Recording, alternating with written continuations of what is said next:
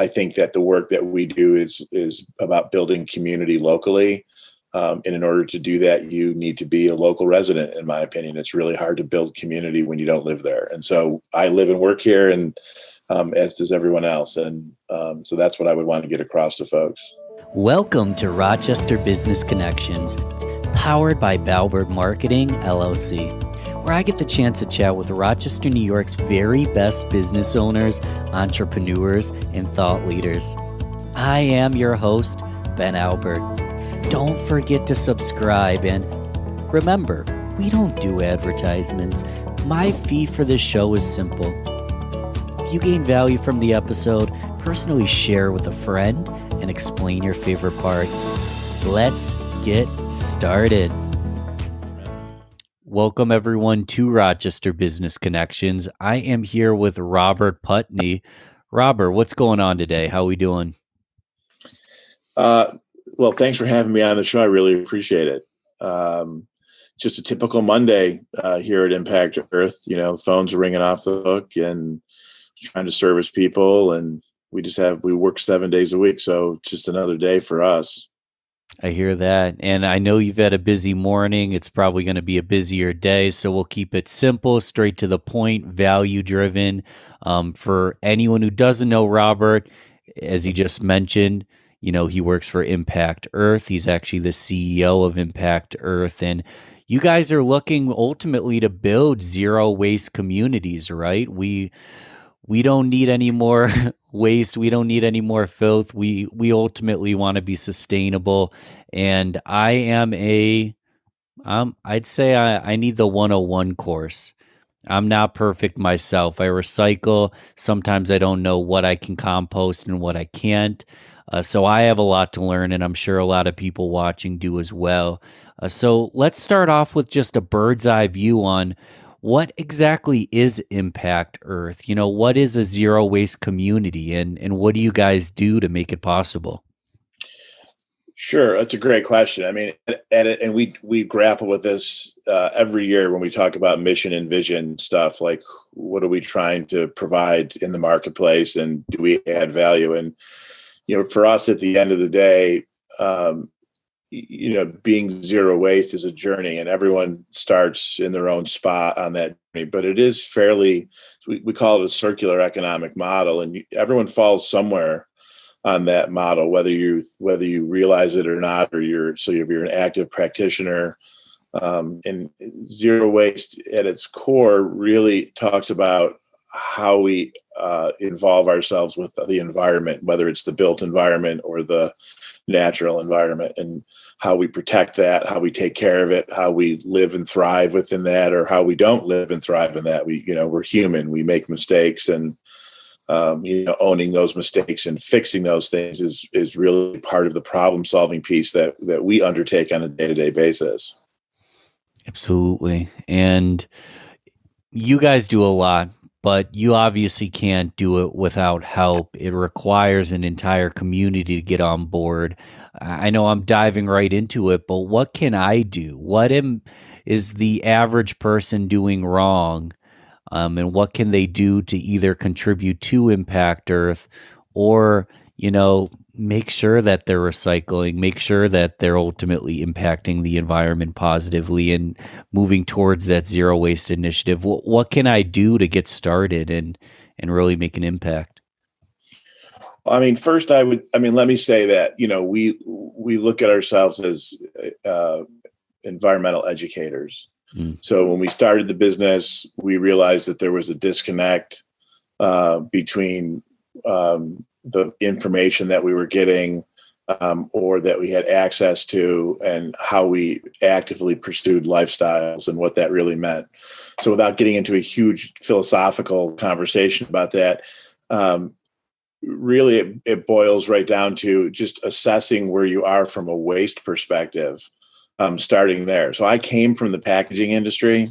So I spent almost 20 years in paperboard and plastics, and both of those industries take very different approaches to how they return or recycle their waste, or how it's reused, and everything from the molecular level, what ingredients go into making these things, down to how they're disposed. And my epiphany moment, my midlife crisis in my early 40s was I was a national sales guy. So I had customers in almost every state in Mexico and Canada. And one thing that every community had in common was we've built these large landfills that we're just dumping all kinds of things into, that were becoming bigger and bigger and more immense. And a whole industry obviously supports that.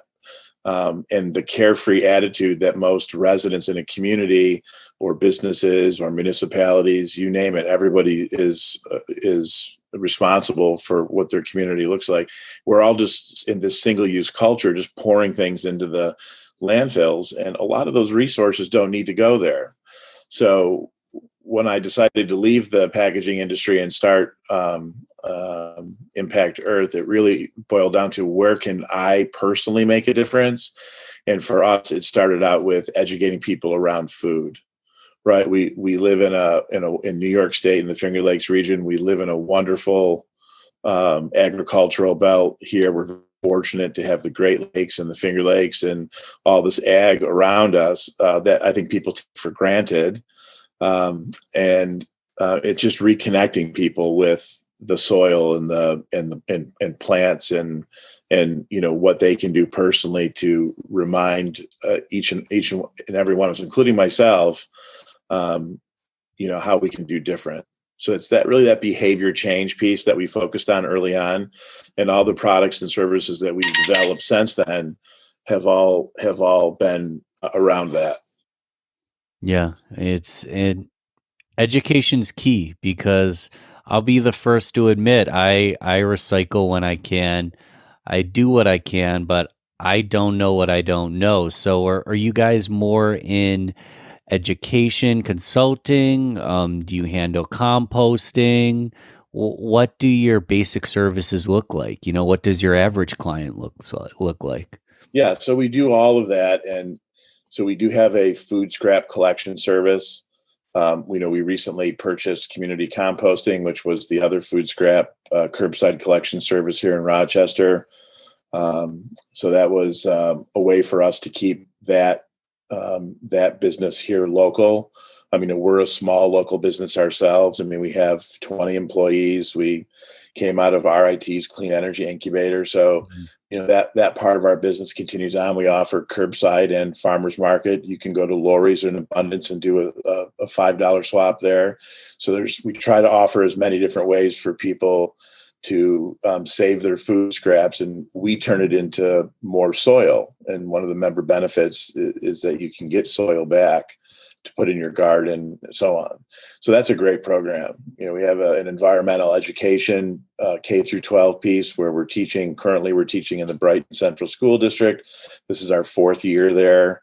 We have staff that go in and are teaching kids that's age appropriate, concepts related to, STEM concepts related to sustainability in food, not only on the, that whole circular piece, from where the food comes from to nutrition, what we're putting in our bodies for energy to, there's an inherent amount of waste in that system and what we do with that waste afterwards. And so that's a fun program every day.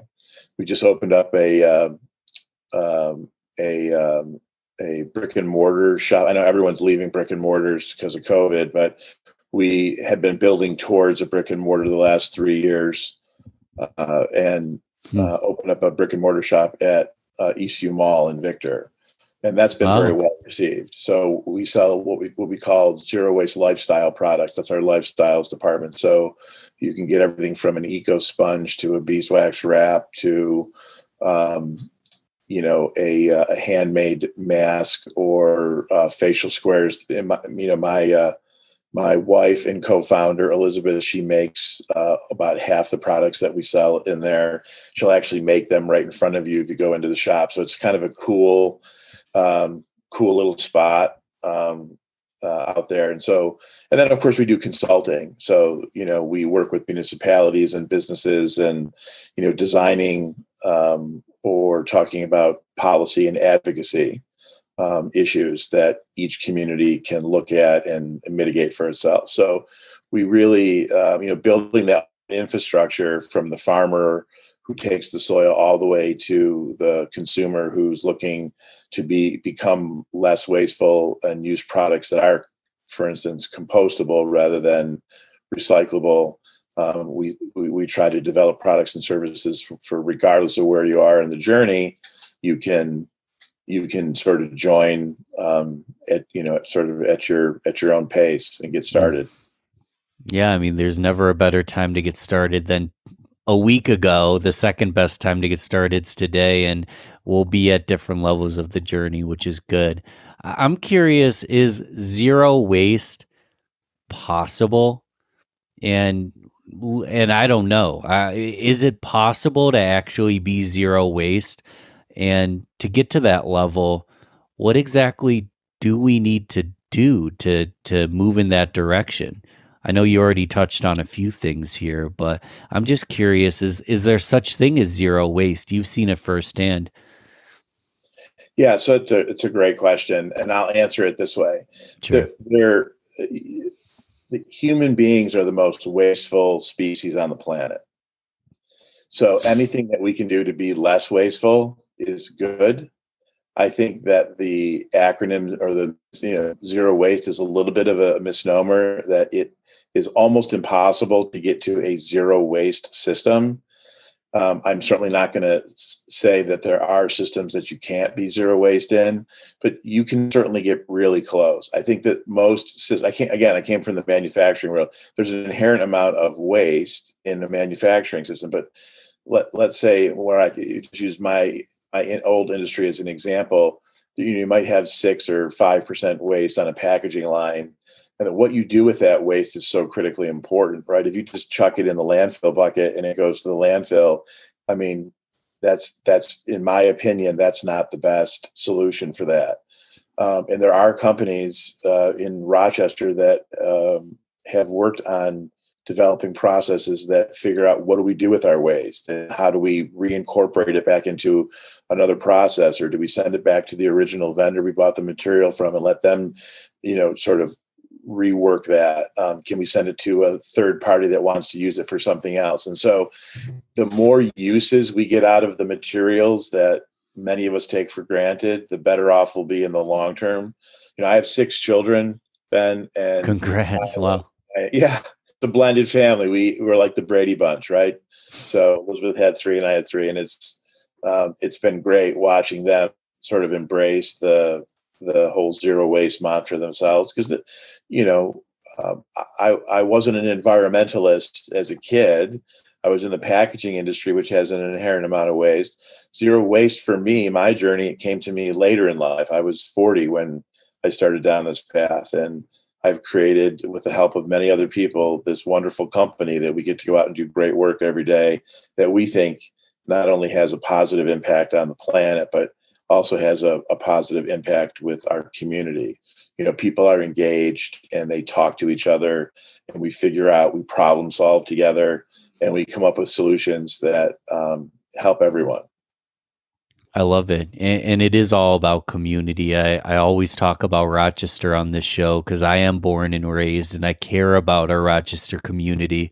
What is the environmental trend here in Rochester? Do we have any cultural trends? Is Rochester good on waste, bad on waste? Obviously, you guys are playing a positive impact. I mean, Impact Earth, how long's it been? Almost 10 years since you started?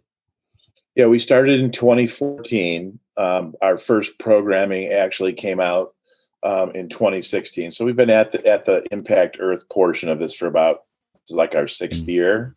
Awesome. So we're really still, babies in what we're trying to build from a company perspective, and we're learning and growing, just like any other entrepreneur who starts a business. I think Rochester, I traveled all over the country in my packaging days. And I think when you ask other people, sometimes the best way to know how you need to find out what other people, how they view you, to find out, maybe where you're at. And I think most people that I talk to, when I would tell them I was from Rochester, they would say it's a nice mid-major city. It's conservative, generally speaking. It starts off that way. But there are definitely some progressive elements to it. And I would say that we're we're probably right where we're supposed to be from a zero waste perspective. Hmm. There is a lot of interest from municipalities and businesses, and some have already put those things into practice. You certainly have individuals. We would not be where we are today without all of those entities either signing up for our services or buying our products. So I think the greatest testament to where Rochester is, from my perspective, is that we're still here. Right. Right. Have you seen any, like, if we were to put together a case study, have you seen any major changes from when you started Impact Earth to where we are today? Have you ran into any challenges that we are able to ultimately defeat and get better during that 6 years plus? Yeah, well, again, we focused on food waste and behavior changes around that, and I think that from the Rochester Public Market and Flower City Pickers, which started a program Mm, very similar around the same time that we did, in diverting waste and feeding people with that. With what the vendors couldn't sell or didn't want that day, and then whatever was left over, we took and composted. Programs like that have gotten more successful over the last few years. I think that we've had a very wonderful farmer network of folks that wanted to take our food scraps originally, and if either they were feeding them to their animals, if that was the case, or in most instances we were doing vermicomposting. And so we were feeding it to the worms, who were then turning it into great soil that we gave back to our customers. And if it wasn't for those sort of early adopters from the farmer's perspective, because there was no infrastructure when we started. And to be honest, that's probably the one area that Rochester and the Finger Lakes region is behind on when you compare it to like Buffalo or Syracuse. We don't have a big composting facility, here in right in Rochester. So we're dependent on these small little networks of farmers and aggregators like us that go around and collect it and bring it to the folks that'll take it and turn it into what we need to turn it into. And so that's, we're working towards that goal, but we can't do it alone. So, there are interested municipalities, and the state is helping us from a regulatory perspective, with the food waste ban of last year. And then now coming up in 2022 is the polystyrene ban, which will eliminate all polystyrene. So that those things help right. move the needle. How else can we move the needle in terms of, COVID's been a disaster for a lot of people. A lot of people are out of work. I'm curious, two questions: if Impact Earth is hiring, and maybe I'm not looking for a job, but I do have 4 to 8 hours in addition to my job a week that I want to volunteer. Is there hiring opportunities or volunteer opportunities for me? For sure. We're always looking for talented people who are passionate about making this a career move, but not everyone is. We've had over 30 interns and co-ops from local universities over the last 5 years who, have been wonderful additions to our staff for the time that they were here. And then they move on, and it's sort of the Johnny Appleseed thing I kind of look at. They come here, they learn as an extension of what they learned in school, for us with 6 months, and then they continue on to Colorado or Maryland or or Michigan or Georgia or somewhere else in the country, and they take what they have learned from us, and then they're looking for environmental jobs, and maybe some of those folks will become entrepreneurs. So I do think that we are spreading that, and Rochester is a great resource for that kind of stuff. But yeah, we're always looking for talented people. So whether it's a co-op, an intern, or full or part-time, I mentioned the 3 or 4 departments we work in, so we're kind of varied, our staff, in terms of their professional or non-professional background. You don't need to be an environmentalist. You don't need to even be very far in your zero waste journey to come and drive for us and pick up buckets every day, and wash them and then get them back out into the community. So, we've got folks that sort of run the spectrum from soup to nuts. And then, of course, volunteers. We use volunteers mostly at our environmental ed events in the summer, which last year COVID really destroyed any hope we had. 98% of our events got canceled last year, so that really put a Right. dent into that. So we're hoping that comes back this year. And we've tried to reimagine some of that digitally. But yeah, we're volunteers. Look, if you're interested in what we're doing and you want to be a part of what's going on, I would love to talk to you. It's great. And it's got to be humbling and a labor of love just in the fact that people come, they learn so much and they feel inspired and move to California, Colorado. It's one of those things where it's like you're happy that you educated them, but you've got to be like, you should have stayed here in Rochester. You should have helped your hometown here, right? Yeah, well, the cool thing about that is that Rochester's home for a lot of those people. So, Mm, in the last 6 months or so, we've actually had folks that used to work for us that are thinking about moving back to Rochester and want to know if they can come back and work for us. So that comes full circle. I think if you treat people with respect and you listen, and you're willing to be, open yourself up to that kind of feedback, and we're in the service of the community. Um, I think that you put out good karma, you get back good karma. absolutely. Yeah, without a doubt. And sometimes I'm starting to wonder if my karma's with me or not after watching the Bills get creamed, but That's okay. I'm a lifelong suffering Bills fan, but listen, I wouldn't root for another team. So, we'll take whatever we can. And they had a great year this year. oh, incredible. Still rebuilding as well, which is huge. I mean, their rebuild is only 3, 4 years in.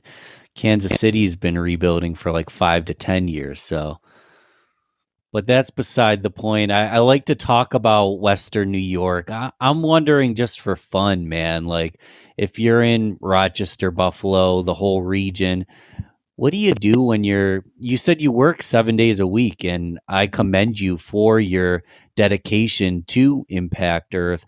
But let's say you're taking a weekend off, you're just looking to chill. Where would we find you on a weekend off? Sure. My boys and I in particular, they're all teenage. The three of them are teenagers still. We love to go hiking. So if we're going to take off and do something, we're going to the Dax, or we're going down to Naples and doing high tour for the fourth time. I mean, Nice. we like being outdoors, and I like camping and throwing a pack on and just sort of experiencing the outdoors that way. So you would always find me there. The other thing that we do, I coach basketball, so I've been a CYO or a YMCA coach in Rochester for most of the last 20 years. And so I've been, very privileged to be able to coach my boys the last few years. Obviously, there's no season this year because of COVID, but, basketball, we share that as well. So, I've got the NBA package and I'm a huge Celtics fan. So we don't get to very many games, but I can watch them in the evening. So we share that as well. We're very family oriented. So family meals and, Mm. we try to bring everybody together 3, 4 times a week. Everyone's got a busy schedule, and that's what's important to Elizabeth and I. At the end of the day, is making sure that our kids are taken care of, and that we're teaching them life lessons, and we're sharing in those experiences. They'll never forget those things, because at some point they'll be off doing their own stuff. So, I won't be able to enjoy that as often. So I really cherish those times. Yeah, my girlfriend and her kids, she talks about it all the time. We'll take them hiking or something like that, and they don't always enjoy hiking. A better way to say it is they hate hiking, but they're not going to remember the weekend that they spend playing video games all weekend. They're going to remember those trips to, Ithaca or Naples for high tour. Those are going to be memories, even if they didn't like it at the time. It's going to shape their reality and their enjoyment later on. I find it funny. I realize I asked what you do on your free time, and I wasn't thinking about the fact that you guys have 6 kids, so your free time is basically with them, I can imagine. So Oh yeah, that's what we spend the vast majority of our time either here, with our staff working, and then with the family. I mean, there's really not much time left over, and if I was going to spend my time anywhere, it would be in those two things. So I'm happy. I'm happy that that's what my life looks like. absolutely, absolutely. And to talk a little bit more about Impact Earth, I can be a little bit of a education junkie, I admit it. I believe that action's more important. You want to educate yourself, but if you're not taking action, that education's going nowhere.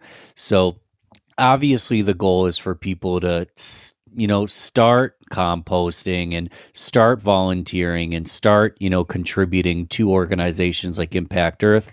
But let's say I'm still in the education phase and I don't know where to learn or where to start. You obviously mentor a lot of people, and I could come to you for education, but I'm wondering if you have any mentors, books, podcasts, videos, things that I could, quickly learn a lot, and really educate myself and see if it's a good field for me. Yeah, I mean, I was very fortunate. Again, back to my packaging days, I Right. had 4 or 5 just fantastic mentors in that 20-year period. And each of them taught me something. But most importantly, I think they taught me to listen to other people and really just be my authentic best self, whatever that meant, for you or for me, um, and and just to be better every day. So I think those are the lessons that I really that have stayed with me. Um, and like most folks that are avid readers, I probably read 40 plus books a year. I'm always reading stuff online, and I'm a lifelong learner. So one of the things that shaped, I don't think that we can help the environment until we help ourselves. We have to know who you are, and there's a reason why we're all here, and figuring out what that is for you is, I think, an important first step before you can go out and help other people or help the environment. And um, so, I mean, that's what I would say about that. Yeah, it's good stuff and it's deep because if you really look at it, we are beings on this earth. We are part of the ecosystem, part of the environment. So we have the choice. We can make the rest of the ecosystem flow more smoothly, or we can destroy it. It's really our choice, but we're part of the environment. We're not we're not better than it. I don't think I just because I'm human that I'm better than the environment and that I should completely destroy it in the name of having fun today, knowing that 500 years from now it'll be a disaster. This is a whole podcast in itself, but I think once I start seeing that I'm part of the ecosystem, I'm part of the environment, I'm not above it, I'm not God, and I get to choose what happens to my environment. That's a whole nother podcast in itself. But any thoughts on that, brother? Yeah, of course, man. I mean, you right before we went on the podcast, you and I were talking about conscious capitalism and what that means for people. But consciousness is a gift, and we can choose to either use it for the benefit of all the environment and humankind and all organic life, or we can choose to abuse it. And I think that we life is a journey, and so depending on where you are in that journey, you're somewhere on that spectrum. I just know that I've made mistakes like everybody else. We're human, and you have to own those, and you have to uh, get up the next day and try to be better. I love it. We said it before, and you just said it. Get up the next day, try to be better. The best time to start was last week. Last week's gone, so we can start now. I'm one of those people that have made a ton of mistakes, and I haven't. I littered when I was a kid for no reason other than the fact that I didn't want my parents to see that I was eating pizza before dinner, so I would litter it on my bike ride home, like stupid shit like that. Stupid stuff like that. Um, but we could create an entire podcast on the philosophy. We won't get all into that. I do want to move into the rapid fire round. Sure. Simple either or questions, or you can fill in the blank just to get to know you a little bit better. Sure. Do you drink coffee or tea? Tea. What about Although beer? I will say, yeah, tea every day, usually once in the morning, once in the afternoon. All varieties. I'll try any kind of tea. I just love tea. My mom actually gave me that gift. She's a huge tea drinker. But Love it. I will have to say, I have to admit, I will have an espresso, a double espresso, one cream, one sugar, if I'm really feeling a little logy in the afternoon. Hey, keep it going. Keep it going. Do you have a favorite kind of tea, whether it's green, black, or is there a tea maker locally you recommend? Any of that stuff? There is. I mean, I love Happy Earth tea, which is done on. I got to think for a second. It's It's right happy. from Abundance. Okay, So Happy Earth tea though, and you yeah, can yeah, get it but at Abundance. Happy Earth tea is right up the street from Abundance, and Niraj, who owns that's got just a great blend of teas there. So if I was going to recommend anyone, I'd say go support Niraj. He's a great local tea guy. Wrote that down. So because I love tea myself. That's Yeah. another podcast in itself. So Happy Earth tea. I'm gonna Google it. I'm gonna look it up. Support Niraj. And to what about beer or wine? Do you drink alcohol? I don't. I gave up all that about 10 years ago. So I can't make any recommendations there. Although I will say that, you know, anything from New York State is good from my perspective. Yeah, I love it. You've got 6 kids. They're running around. We can see them in the background. Do you have any animal babies? Do you have any cats or dogs? I do. I'm a huge dog guy. I mean, I have had cats in the past, but we've got Nellie and Ollie, who we affectionately call Fat Dog. So he's this Chihuahua Pug mix. So he's sort of like this big, broad-shouldered, little tiny head dog.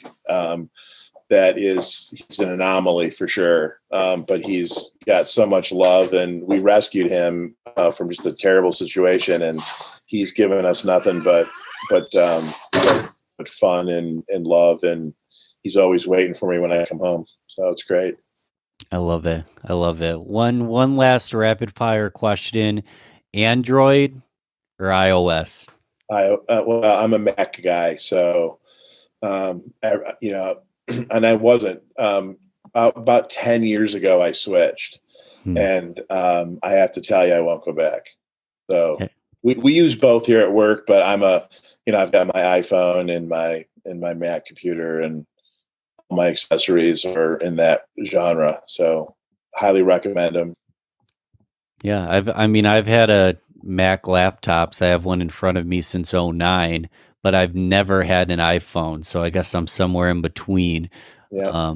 Everybody's on the Clubhouse app though. Everyone keeps talking about the Clubhouse app, and that's only on iOS. Oh So I'm yeah.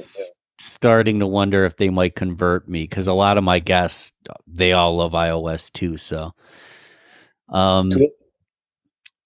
one, one final tip, or in general, I don't know you that well. I haven't been involved in Impact Earth, personally yet.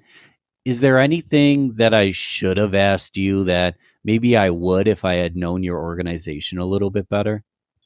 I think one of the biggest questions that I get, or misperceptions that I get when I'm talking to people that don't know us, is that they think we're bigger than we are, or that we originated somewhere else. And I can tell you that we are a small company from Rochester, New York. Our offices are in Brighton. I had mentioned earlier in the podcast we came out of the RIT Clean Energy Incubator, but we are homegrown. And we support other local businesses here in Rochester. And if I was going to get anything out today, it would be that that is who we are. We hire locally, we support locally. Now, the reason why people think that we are bigger than we are is because we do have. I came from the corporate world, so we have affiliations in the country, in Chicago and Charlotte, North Carolina, to name two, where we do work, and the Impact Earth name does get bandied about in those geographic locations. But those people live and work there. we're not jet setting here. I think that the work that we do is about building community locally. And in order to do that, you need to be a local resident. In my opinion, it's really hard to build community when you don't live there. And so I live and work here, and as does everyone else. And so that's what I would want to get across to folks. Support local. I love it. Yeah, congrats on having national reach and growing, but staying community oriented and supporting local. It's been fun, Robert. I'm sure everyone's curious if they haven't Googled you yet. Um, you tell us what's the best way to be in touch, whether it's the website, email, a phone call. What should we do to get in touch with you guys? So we have a pretty robust social media following on Instagram and Facebook. So you can certainly find us there. Just check us out. Impact Earth. Our website is also a great resource. We redo our website every year. We just got finished redoing it. So impactearthrock.com is a great place to check us out. Awesome. Hey, thanks again, Robert. I've had a good time with you, and we got to start a second podcast where we get into the philosophy, because that's Pandora's box of information, huh? Anytime, Ben. Cool. Thanks for listening to Rochester Business Connections. Don't forget to share this, rate, and comment on your favorite platform. You can also email me, ben@balbertmarketing.com. Let's connect soon. Until then, keep thriving, everyone.